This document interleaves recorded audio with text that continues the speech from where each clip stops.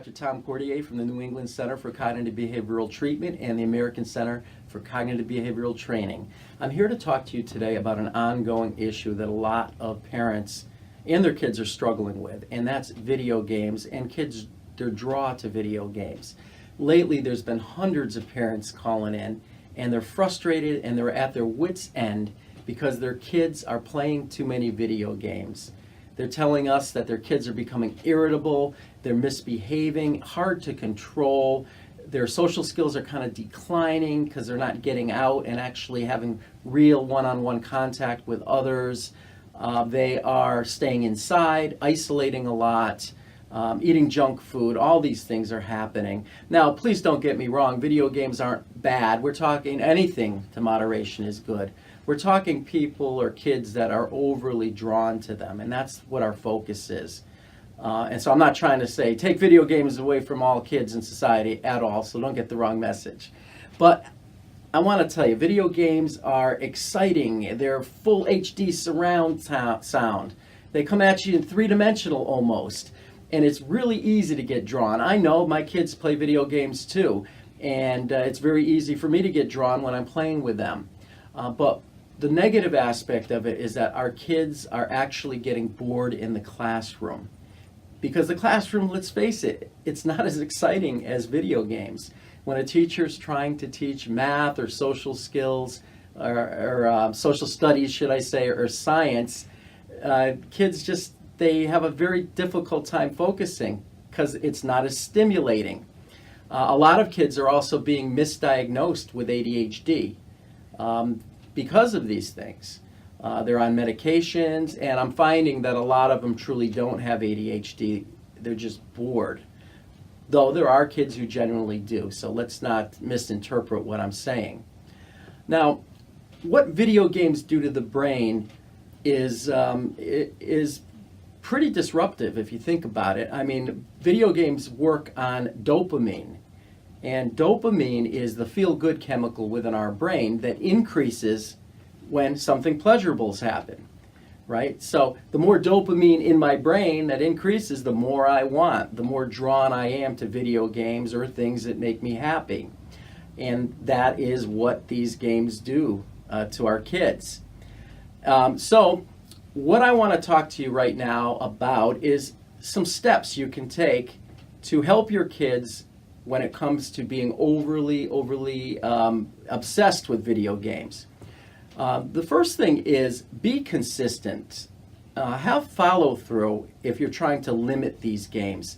In other words, say what you mean and mean what you say, right? If it's getting out of control in your household, you may very well have to take the video games away so you can start at ground zero. So in order to disrupt these draws, that's the best thing to do. Don't make idle threats, though. Just do it. Otherwise, you're going to be viewed by your kids as a pushover.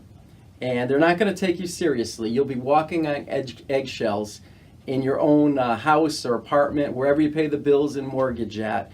Another important thing is to stay on the same page as your spouse, significant other, partner, whoever that may be. Stay on the same page, especially if you're living in separate households. It's very important that they agree with your methodology, that it's consistent in both households. Otherwise, your kids are going to go over mom's or dad's or your other caretaker's house. They're not going to be online, and they're going to be allowed to play video games, and they're going to say, well, why can't I play them here at home, Mom, when I'm being allowed to do it at Dad's house? So it's very important that you stay on the same page with your partner, significant other, or spouse. Now, if you're going to take the video games away, if it's gotten to that point where it's that serious, they can earn them back later, and we're going to talk about that. So you can begin to use the video games as a tool for behavior modification. And you can use rewards also as other ways of increasing the behaviors you're looking for. But video games can be very well used as a reward. So what you want to do is you want to come up with a reward schedule. So if your kids are behaving, they're not picking on their brother or sister, they're getting along good, they're not mouthing off, their grades are increasing. You can give them maybe an hour or 2 hours a day on the video games. With kids that are really struggling, you can maybe give them once a week. On the weekend they can play for 2 or 3 hours, and that would be fine. So it's very important that you stick with this schedule. This is based on a premise that a guy named Dr. Skinner came up with many, many years ago, and it's based on how mammals respond to punishment and reward. And he said that a mammal that is rewarded for good behavior will learn far more effectively and retain what it learns far better than an animal who is punished for bad behavior. So initially we're going to take the video games away. In a sense, that's kind of punishment. We're taking the video games away to decrease the behavior, but we have to start at ground zero. But once we do that, then we can begin to reintroduce the games as rewards for our kids' good behavior.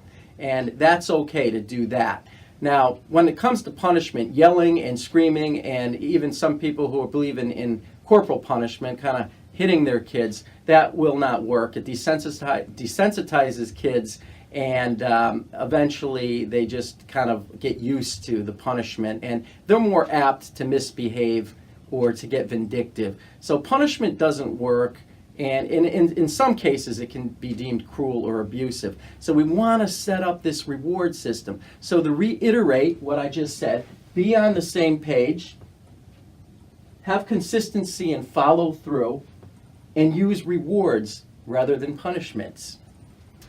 Now, it's also important that you seek good therapy if you need it. If it gets to a level where your kids are still hard to control and the video games are really causing intense problems within the household and outside the home, then you might want to seek therapy. I highly recommend cognitive behavioral therapy.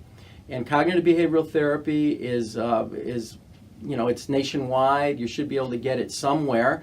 So seek it out. If you're local, you can get interpersonal cognitive behavioral therapy, a new updated version of the methodology, which has been around for a few years now, and it's really brought cognitive behavioral therapy into the modern world. It's called interpersonal cognitive behavioral treatment, and I'm here to provide that for anyone who needs it. My door is open, so you can give us a call here, and like I said, just keep fighting the good fight. Things will get better. Have yourself a great week, and I'd really appreciate it if you can sign up for my channel here. Till next time, I'll see you soon, and there'll be some more videos and pointers that can help you with other issues going on in your lives and your kids. Take care now, and I'm Dr. Cordier signing off.